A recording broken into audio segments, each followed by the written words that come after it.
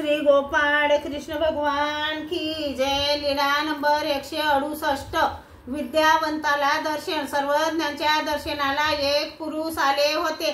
सर्वज्ञांनी आपली अर्धी बैठक त्याला बसण्यासाठी दिली। बाईसा करवी त्यांचे पाय धुवविले, बाजारातून फराळ मागविला। तो त्यास दिला, पानाचा विडा दिला। निघताना 2 पावले त्यांच्या सोबत गेले। नंतर बाईसाने विचारले, बाबा हे कोण होते?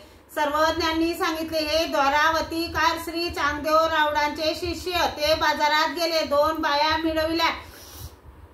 त्यांच्या खांद्यावर हात घालून बाजारात उडी, कांदा, गाजर असे मागत होते। तेव्हा डखल्यांनी पाहिले। ते पाहून डखले हसत हसतच आले। सर्वज्ञांनी विचारले, डखल्या का बरे हसता? त्यांनी सांगितले, जीजी आपण आज ज्याचा एवढा मान केला त्यांनी बाजारात जाऊन 2 बाया मिळवल्या आणि त्यांच्या खांद्यावर